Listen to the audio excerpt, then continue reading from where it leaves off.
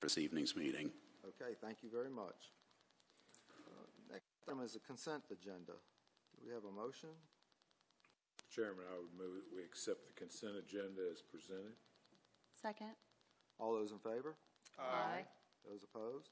Hearing carries. Presentations, recognition of 2019-2020 Warren County Public School retirees. Ms. Shepherd. Thank you.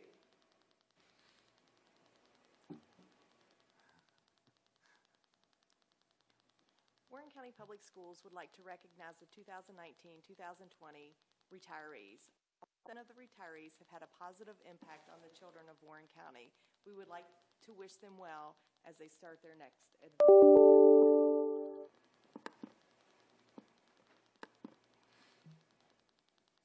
Typically, we would have our retirees here with us tonight. Yes. So this is the next best thing.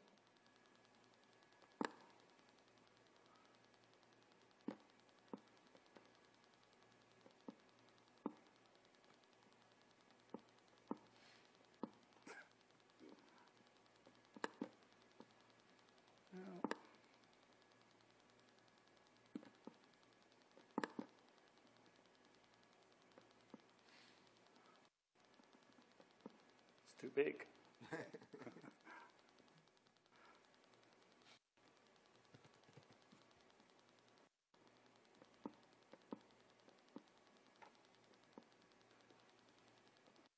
It's moving.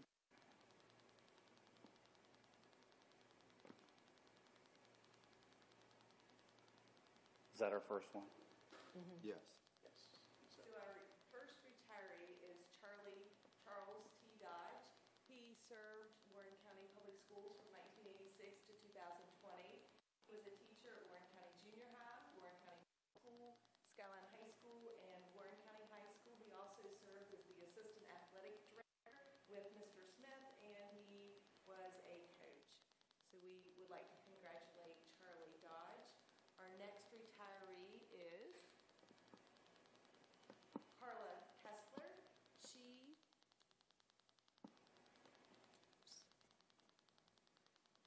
She served Warren County Public Schools from 2016 to 2020, and she was a teacher at Russie Jeffries Elementary School. Our next retiree is Pamela Martin, and she served us between 2007 and 2008 as an instructional assistant, and then she came back to us in 2012 to 2020 as a teacher. She has worked at Warren County High School, Warren County Middle School, and Skyline Middle School. Karen Musser, she was a teacher at Russie Jeffries Elementary School from 1999 to 2020. She served all of her years at Russie Jeffries Elementary School. Janet Myers, she started work in Warren County in 1993 and worked here until this year. She was a teacher at Warren County High School, and her recent employment was the coordinator of gifted and fine arts at the central office.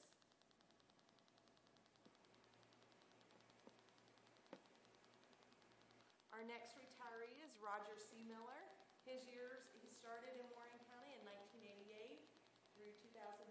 He worked at Warren County High School, Skyline High School, Warren County Middle School, Skyline Middle School, and he was a coach and assistant athletic director at Warren County Middle School.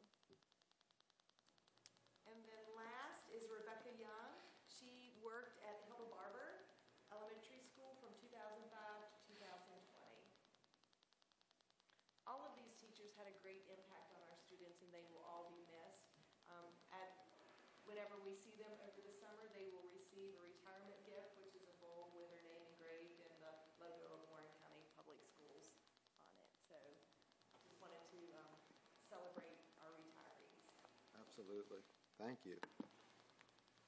Next, reports. We'll start with Ms. Shepherd. Thank you. My report's a little long this evening. On Thursday, May the 14th, the Maroon Masks Warren County High School's theater group performed their virtual play, 10 Ways to Survive Life in Quarantine. The play was entertaining to all who watched. I hope you guys had the opportunity to watch that. On Thursday, May 14th, A.S. Rhodes Elementary School had the Redskin kicker Dustin Hopkins read a chapter from The Toothpaste Millionaire to a 4th and 5th grade group to congratulate them on being a top-performing 2019-2020 Redskins Read School. He encouraged the students to keep their minds and their bodies active. Most of our elementary schools had a drive-through graduation. Images of LFK's Leslie Fox graduated, the Royal Examiner, and the number of cars that were lined up for the drive-through graduation was amazing. Martin's donated $1,344 to our feeding program to help continue to feed the children in Warren County, and their donation was greatly appreciated, and I think you'll see that a little later on the agenda. We are going to continue the emergency child care program through the month of June for our essential employees. On July 1st, Warren County School Care will open their normal fee-based program for parents needing child care for the remainder of the summer. We have the information for the child care expenses, FEMA reimbursement to the county representative. At Tuesday's Board of Supervisors meeting, they approved funding for the bus driver's hourly rate, so we will be able to continue our food delivery program through July and possibly August. And I would like to thank the Board of Supervisors for continuing to support the children in our feeding program. We started accepting online enrollment for kindergarten on Monday, June 1st, which was earlier this week. As of 4 p.m. this afternoon, we have registered 55 new kindergarten students, which is approximately 25% of the students that were expecting in kindergarten. We also had 11 new students in 1st through 5th grade register. If parents would like to register their kindergartner in person, they can do that on Monday, July 6th at the elementary school in their zone. So there is an opportunity to do that in person as well. The 2019-2020 Warren County Anti-Litter Council awarded 2 winners to Warren County Public Schools. The second place winner was the Warren County High School English learner class, and the first place winner was the Skyline High School Green Team. These organizations have taken the initiative to make our community a cleaner and more attractive place. Warren County High School will have a traditional graduation ceremony on Friday, July 31st at 8 a.m. with a rain date of Friday, August 7th at 8 a.m. Skyline High School will have a traditional graduation ceremony on Saturday, August 1st at 8 a.m. with a rain date of Saturday, August 8th at 8 a.m. The graduation ceremonies will be held in the football stadium at each respective high school. Graduates will be seated on the field, and parents will be seated in the stadium on both the home and the visitors' bleachers. Plans will be in place to ensure social distancing. If we are unable to have a traditional graduation ceremony due to the number of people allowed in one place, we will make that decision on Wednesday, July 15th, and communicate that to our students and families. If we are unable to have a traditional graduation ceremony, individual graduation ceremony will start on Friday, July 31st. Warren County High School will honor their seniors entering the military with an individual graduation ceremony on June 12th, starting at 9 a.m. The last official day of school is Friday, June 5th, which is this Friday. We will be sending home electronically for parents who have signed up for parent access. If parents do not access the report card by Friday, June 12th, we will be mailing them home. And last, this has been an interesting year with unique challenges. Overall, I think we've had a successful school year. I would like to thank all of our teachers and support staff for staying connected with our students during the last quarter of the year and providing meaningful instruction. I would like to thank our parents and families for hanging in there and continuing their children's education during the pandemic. I hope all of our students have a great summer and remember to read every day and work on their math skills. And we are looking forward to seeing them for the start of the 2020-2021 school year. That's all I have. Thank you very much. Dr. Pence. Okay, thank you. much new. I think I would just like to send a thank you and let you guys know what Mountain Vista Governor School is doing for their seniors. They, from both campuses, went around to each of the graduating seniors that wanted to participate and delivered yard signs and little 2020 gifts from the governor's school. So they did kind of a little caravan for that. They also typically will have an ice cream social for incoming students to the governor's school. This year, of course, they're not able to do that. So they've done a video that basically will introduce a little bit about the governor's school, the teachers that are there, and they're hoping to just alleviate some concerns on students coming in. So that's one thing that they're doing. So Dr. Williamson and her staff are doing a great job with that. Mr. Wells? Just to follow up on this, one of the things that Ms. Shepherd spoke of, a thank you to the Board of Supervisors for allowing us the funding to continue the child feeding program throughout the summer. That's a very important service that we can offer to our community, sort of outside of what people expect a school system to do, and with their partnership, we're able to do that. I would like to take just a second to celebrate the life of Dr. Chuck Huber.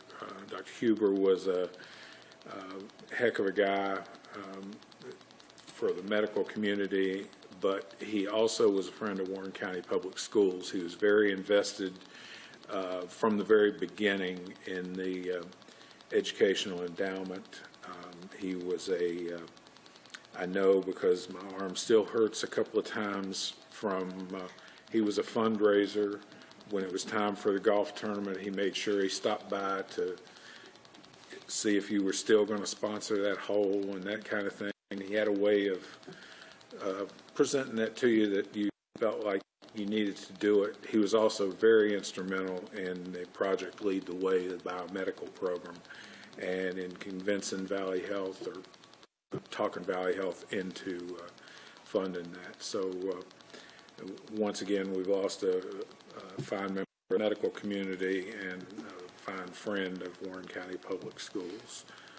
We'll forgive him for having gone to farm school, but everything else we'll give him credit for. That's all I have, Mr. Chairman. Thank you, Mr. Wells. Mr. Rinaldi? I've received a phone calls from some people in the farms area about the food distribution, and they are really pleased, and a lot of them said that they were surprised, when it first got kicked off. So, and I had a friend of mine lives in the Williamsburg Estates, and he said basically the same thing, that he could see it.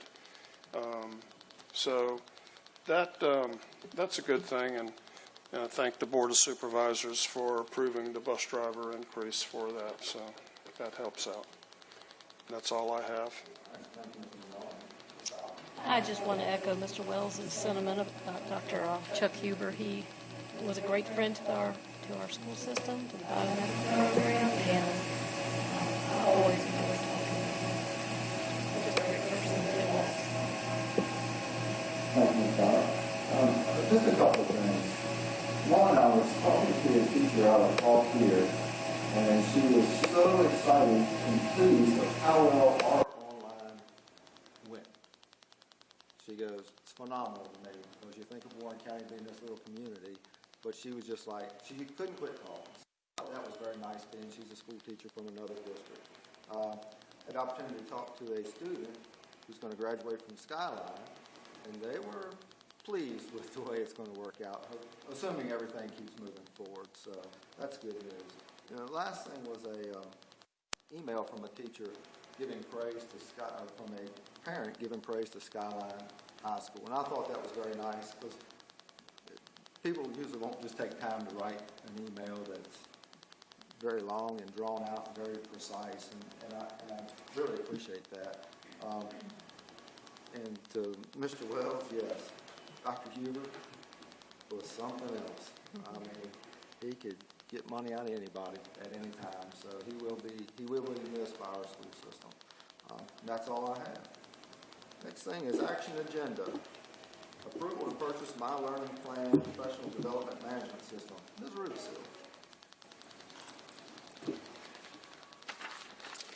Good evening.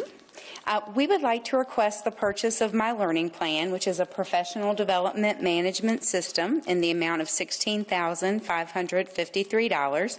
My Learning Plan houses staff professional development offerings, keeps track of professional staff's license renewal points, and provides a mechanism through which professional development can be approved toward relicensure efforts.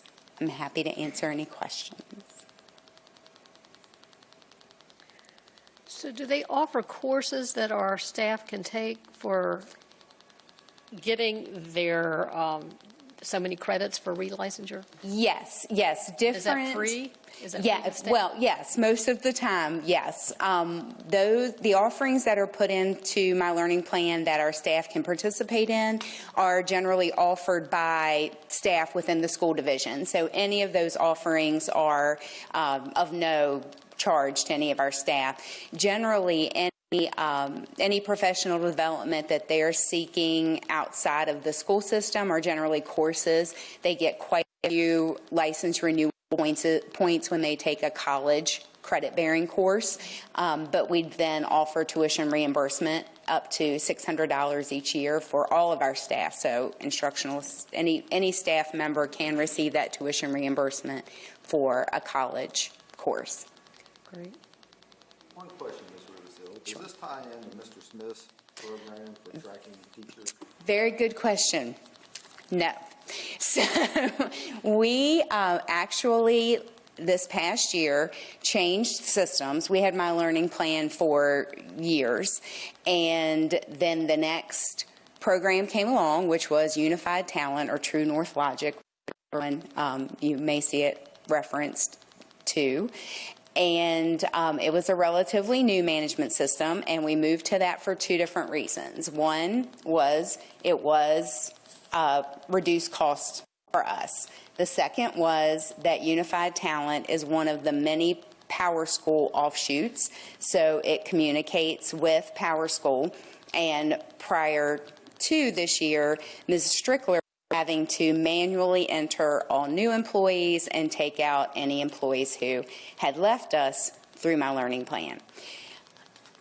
Unified Talent is the example. Now, two completely separate things. The personnel part that Mr. Smith's department purchased is completely different than the professional development management piece, and are run by two different subgroups of people. And I made sure to go to Mr. Smith. I wanted to make sure he hadn't gotten a discount or something like that, because we had both programs, which we did not. We, to this day, have yet to be able to fully implement Unified Talent. There are still staff members that are not in the system. We put in requests on a weekly basis for a problem that we've encountered with Unified Talent. It's been frustrating for our teachers. It's been frustrating for those of us who do the approvals and put in the courses that we're offering the teachers. It has not been worth any savings that we've had. Now, what My Learning Plan has done, and within the year that we've left, is they do communicate with our payroll system with RDA. So the plan is that it will communicate with RDA, and Ms. Strickler will not have to manually input any teachers or take out any teachers from the system. So the bottom line is sometimes the least expensive is not the best. Yeah. A couple of things. Yeah, the cost was not worth. It was a newer company, and they have not worked out the bugs, and were not able to deliver to us the two things that we were, or the one thing that we were insistent upon, which was getting our staff in and out without Ms. Strickler having to take the time to do that. Right. Okay. Thank you. Any other questions for Ms. Rubenstein? Have a motion? I move that My Learning Plan Professional Development Management System be purchased in the amount of $16,553. Second. All those in favor? Aye. Aye. Those opposed? Hearing none, motion carries. Approval to submit CARES Act grant application. Ms. Rudisill. All right, the Coronavirus Aid, Relief, and Economic Security Act, also known as the CARES Act, is a law intended to address the economic fallout of the COVID-19 pandemic in the United States. Funds to local districts can be used for coronavirus response activities, such as planning for and coordinating during long-term school closures and purchasing educational technology to support online learning for all students. Warren County Public Schools is being allocated $786,820.28. We propose that CARES Act funds be used for the following purposes: to support students' social emotional health as they return to school. We know that a lot of students have been home, and home isn't necessarily the safest place for them to be. So we look forward to supporting them and their families as a whole as everyone returns to school. Reimbursement for the purchase of online student enrollment program that Mrs. Shepherd was referring to earlier, so that our parents don't have to come in person to enroll their new students. Sanitation and technology training for staff. We know that our staff is going to need some instruction on how we most safely return to school, so that will be one of the things that we would like to use these funds for. New and replacement technology.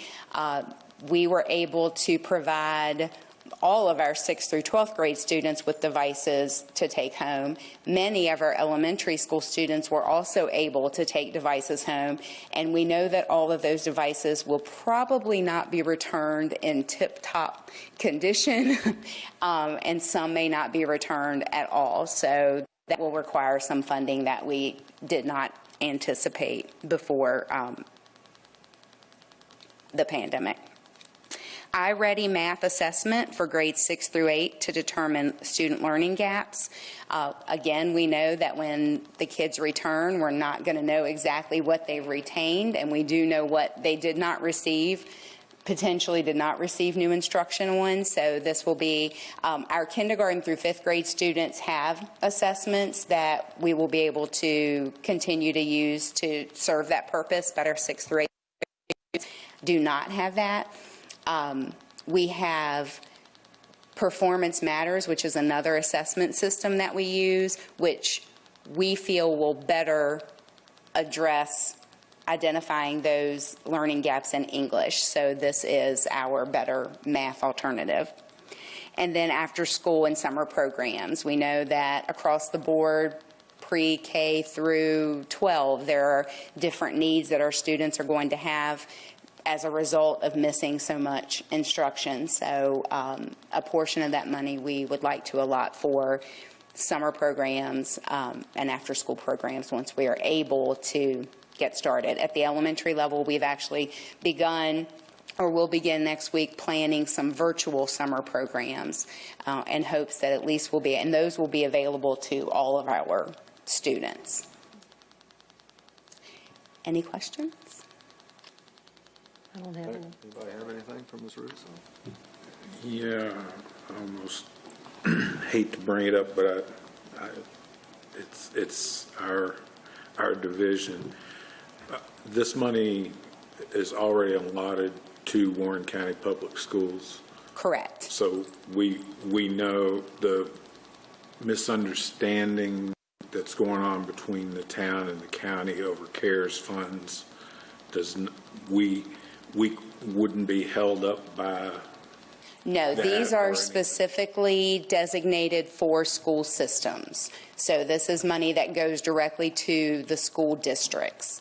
And a portion of this money, which I didn't mention, and a larger portion than some of our other federal grants, how that happens, a portion goes to our area private schools as well, but it's all designated for school funding. And this money will flow through Virginia Department of Education. That's where we will request reimbursement. Yeah. Okay, thank you. A motion? Sure. I move that the CARES Act grant application be submitted to the Virginia Department of Education for approval as written. Second. All those in favor? Aye. Those opposed? Hearing none, motion carries. Presentation of Title I, II, III, and IV grant applications. Ms. Rudisill. Okay, so I come to you all annually to get approval for these particular grants. There, if you were able to look at any of the attachments, some of them are very large documents, so I just want to present those to you this evening and highlight a little bit about what each of those grants, what we hope to use that funding for. And that is also attached on the agenda items. I'm not going to read through them all, but I would like to just highlight a few of them. So the Title 1A, 2A, 3A, and 4A applications seek federal funding to improve basic instructional programs, teacher and principal training and recruiting, support for language instruction for our English learners, and to increase capacity of divisions to provide all students with access to a well-rounded education. And we propose to use the funding from these federal programs for the following. Title I funds, we currently employ 6 full-time instructional coaches at 4 of our elementary schools, not 5, because A.S. Rose does not qualify for Title I funding. It's based on the percentage of free and reduced lunch students that you have in that particular school. We employ 6 full-time Title I instructional assistants. There is an allotment, a certain percentage of the funding that is required to go to family engagement activities, and these programs are all generally remediation programs. That's the focus of Title I funds. Title II funds are for teacher and principal training and recruiting. We employ 1 full-time class size reduction teacher at the elementary level so that we're able to keep where the biggest needs are, the ratio at 18:1 or less. So that's how we are able to employ that. We are also requesting, or would like to request, a new position, and this would be a central office position. Really has been a needed position for quite some time, but in light of all that has happened with students being home and the focus on online instruction where we're able to provide it, we are seeking a grant-funded position, which would be called a technology integration coordinator or something like that. That is the tentative title. But this person the focus would be instructional technology. Mr. Grant is pretty busy with the infrastructure and the hardware part of technology. So again, this person would work as part of the instructional resource team. Their focus would be to assist the technology integration coaches that we have at each of our schools. Not every school has one full-time. Our elementary schools share technology integration coaches, and would also be directly involved with mentoring for teachers so that we are providing the most effective online instruction that we possibly can. And Title III is for our English learners. A bulk of that grant goes toward training for our new teachers. All of our teachers have received what's called WIDA training, which is the EL standards that teachers are to be familiar with. And so all of our teachers, all of our administrators have been trained, and then we have a cycle as second-year teachers. Everyone is required to participate in that training so that we continue to keep our entire staff trained in that. There's also parent outreach that is done through that grant, and also tutoring for our EL students. Title IV is to support well-rounded education and the effective use of technology. We will use this funding to provide summer enrichment programs and or remediation programs, and again, we can also use this funding for after-school remediation. The words that Mrs. Shepherd has used repeatedly is to have a robust program for those things, not the general 1 or 2 weeks here and there, but to really provide some instruction to fill those gaps for students, and enrichment programs to keep them excited about returning to school. So that's another part we want to make sure that we don't forget. Again, this will for the new technology position of which I've spoken. That will be partly funded through Title II grant money and partly through Title IV, which a focus of that is on the effective use of technology. And then we provide positive behavior intervention and supports for all of our schools, so funding to help keep those positive discipline programs running in all of our schools. That's a lot to digest, which is why I'll leave that to you all, and then at the next meeting, we will request approval to submit those grants. But we will not know if they're fully funded. Not till July 1. No, not until, we will submit them prior to June 30th, and then we will. Now, I have spoken to the representatives at the state. The only new thing in our grant application is the new position that we would be requesting, and I've already spoken to both the Title II coordinator and the Title IV coordinators at the state to see if that would be an allowable way to use that grant funding, and they both were very supportive of that as part of those grants. Is there any advantage to putting it in sooner than that? It's not Most certainly. The sooner we get them in, then the sooner we are able to receive the funding. I would Anybody suggest that we have an issue Motion with tonight? the motion? go Oh, ahead fabulous. and put it forward. I don't foresee an issue, being as we really don't know what we're going to get till we get Right. it. But we can move forward a lot quicker. And we are also able to amend these applications. So if something would happen, then we are able, once we've made the initial submission, which is the bulk of the work, then we're able to amend the grants should we see our direction go in a different way. They always treat it kind of as a work in progress. Yes. I see. Okay. The Title I grant alone, I believe Schuler did 21 amendments to that grant last year. You want me to try to make a motion? I would move that we accept and go ahead and file the Title 1A, 2A, 3A, and 4A applications as presented this evening. Second. Second? All those in favor? Aye. Those opposed?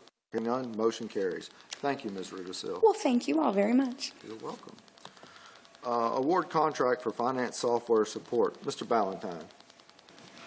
Good evening. A little earlier this evening, you heard Ms. Rudisil speak about the My Learning Plan, which tracks our professional development, and how it will communicate with RDA. Well, that's what I'm here to talk to you about tonight is RDA, or as it's now known as Open RDA. And it's a software system that we've used for our financial management, payroll, accounts payable, revenue, all those different finance functions since the early 1990s. Now, what we use today looks nothing like it did back then, as with any software or computer programs. We now have a web-based program that during this recent pandemic, when employees were required to work from home certain days, they could access it. And when you sit there at your computer and look at the screen, you don't know whether you're at home or at work. It's just the same, so that's been good.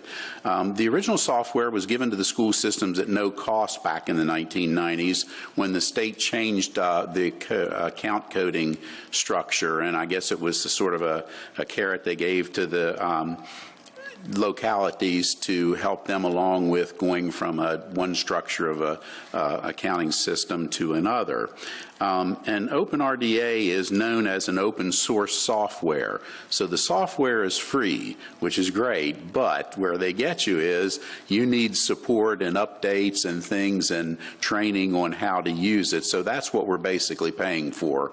And in here, I think I might say that hardly a week goes by, and really it's probably hardly a day goes by where we don't need some type of support. There's always that payroll issue that's never happened before that we need to figure out. Of course, the IRS is always changing withholding. The IRS is adding programs such as the hybrid and those type of things, and there's just constantly change with those things, and they're always there to support us. So they had proposed a 4% increase in the cost of it, which is a little over $2,000 or right around $2,000 for this coming year.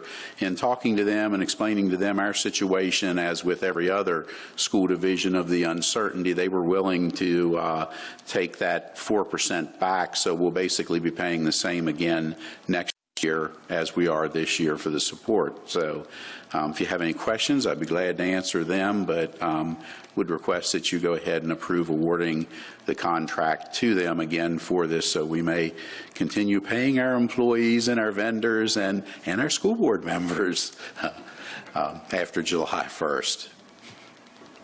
Not a question, Mr. Ballantyne, but I do thank you for going back to them and getting the 4% removed. Well, it's amazing sometimes if you ask what you might get. Absolutely. I figure if I ask, they're not going to make it any more than the 4%, so why not ask? And I learned that from one of our negotiators across the hall here, across the room here. It never hurts to ask. Yeah, never hurts. Most you can be told is no. Say no. That's right. So thank you for that, though, sir. Anything for Mr. Ballantyne? No. Motion? Motion. I move that Open RDA be awarded a contract in the amount of $48,269.74 for support of the finance software system for the 2020-2021 fiscal year. I'll second that. All those in favor? Aye. Those opposed? Hearing none, motion carries. Acceptance of donation. Ms. Shepherd.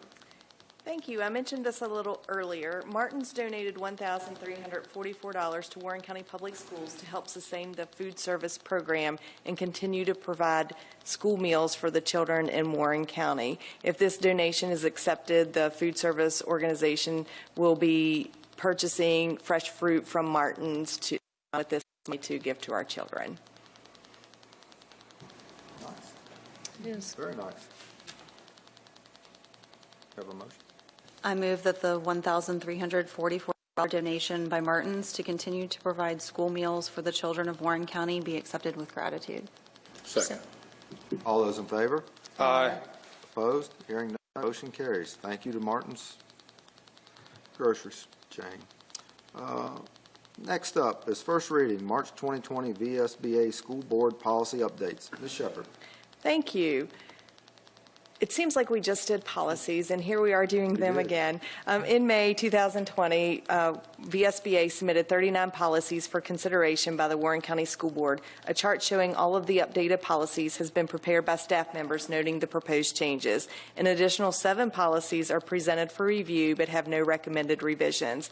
As this is the first reading of the proposed changes, there will be an opportunity to discuss the changes at the June 17th work session. Final approval of the changes is scheduled for the July 1st, 2020 meeting. Most of the changes in this policy update has to do with code and legal changes, so there are probably some pretty substantial changes in which the staff at the school board office have made recommendations on the attachment A. Be happy to answer any questions or answer questions mid-June. I have nothing. No, I would assume that they're all still valid, even with what has occurred from May through now. They are all still valid, yes. Next up is approval to contract with Custodial Services Management Company. Ms. Shepherd. Thank you. On May 13th, 2020, 8 proposals were received for a custodial services management company. The Custodial Service Management Company Selection Committee, comprised of 2 school board members, 2 principals, the director of facilities, and the interim superintendent, selected 2 companies to present their proposals based on qualifications, experience of firm, project plan, client preferences, and pricing. On May 7th, 2020, the 2 custodial management companies presented their proposals. The Custodial Services Management Company Selection Committee selected Sodexo Operations, LLC, to recommend to the school board to provide custodial services for Warren County Public Schools for the 2020-2021 school year. The negotiated agreement includes a 12-month initial contract in the amount of $2,051,725 $25, which will be paid in 12 monthly installments. Sodexo Operations LLC will employ the current custodians and will pay them their current wage. Sodexo Operations agrees to provide health insurance and a retirement plan for their employees. The average wage, Sodexo has proposed an average hourly rate wage of $12.02, which may be a pay increase for some of our custodial employees. This is a recommendation by Sodexo to reduce turnover and provide stability. Sodexo is including $223,000 in capital equipment, which equates to $74,000 per year, which is included in the cost for the first 3 years. If you do not need to spend the money on the capital equipment, we will see a reduction in the annual fee. For example, if Sodexo only needs to purchase $60,000 worth of equipment, we'll only pay $20,000 for the first 3 years instead of the $74,000, which is included in the price. Sodexo's goal is to ensure continuity when custodians are absent, so they will have a trained substitute cadre, which will fulfill the responsibilities of the absent custodians. Sodexo will be implementing a true head custodian model, so principals will have a point person in each school as their contact.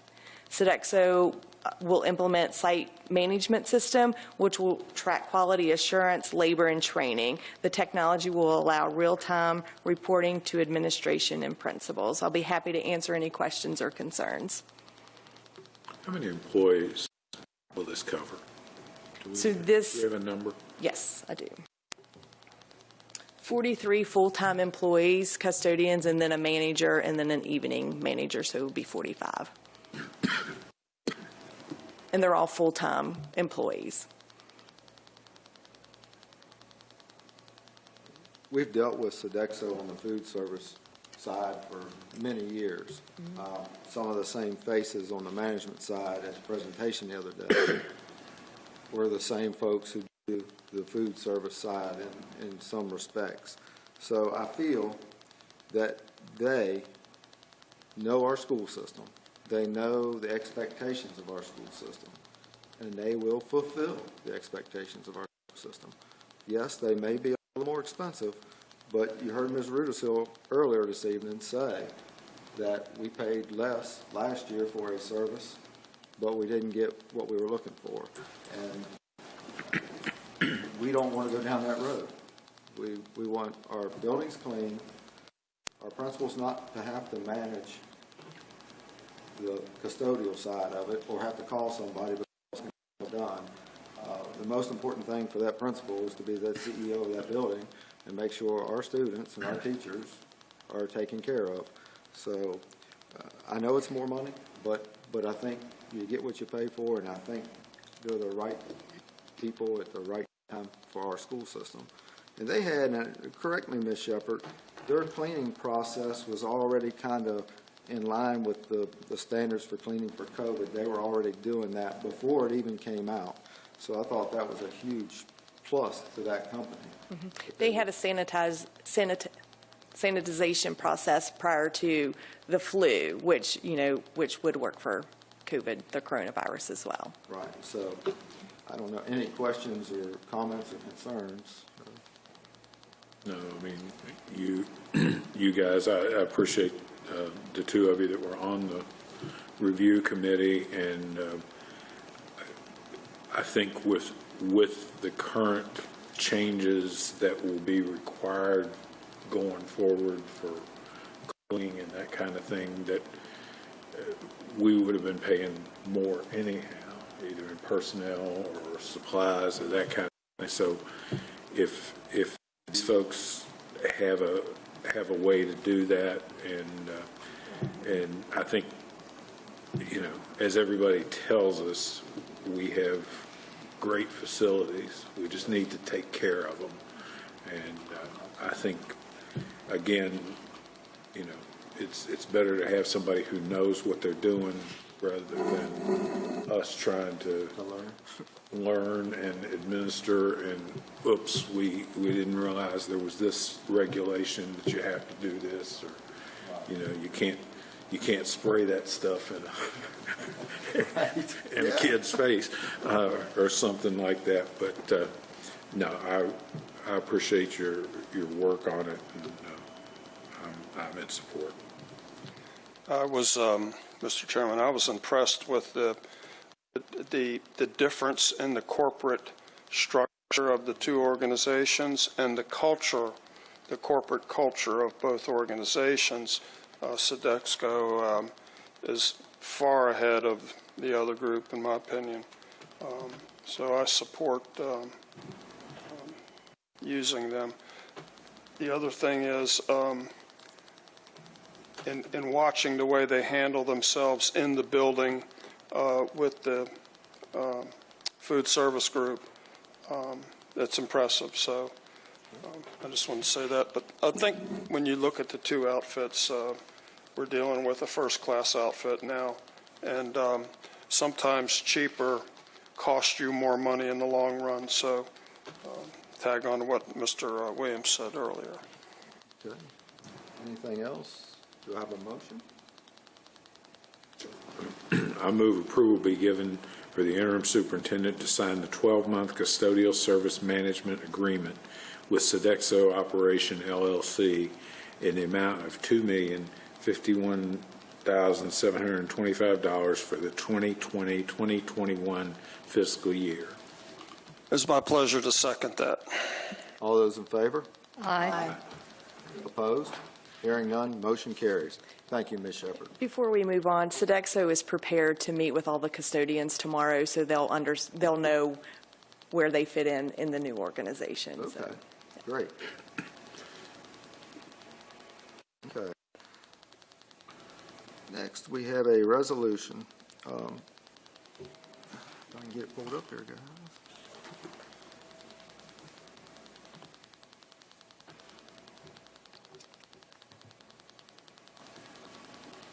All right.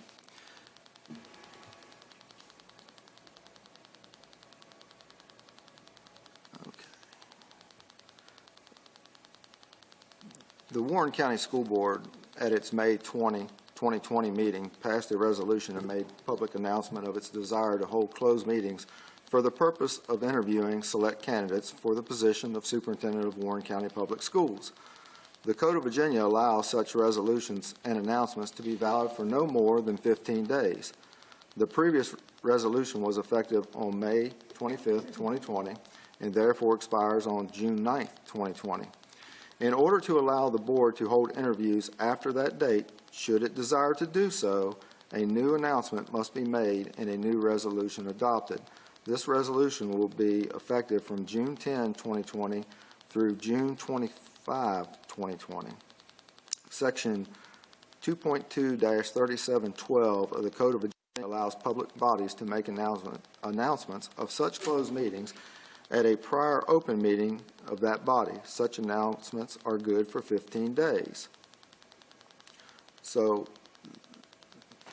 to put it in layman's terms, we are going to make a motion so we can go into closed meetings, if need be, to select a new superintendent for Warren County Public Schools. You want a motion? Please. I move that the proposed resolution of the Warren County School Board regarding closed meetings for the purpose of interviewing candidates for the position of superintendent be adopted as presented. Second. All those in favor? Aye. Aye. Opposed? Hearing none, motion carries. Anything else before this board? Hearing nothing, meeting adjourned. Thank you all very much.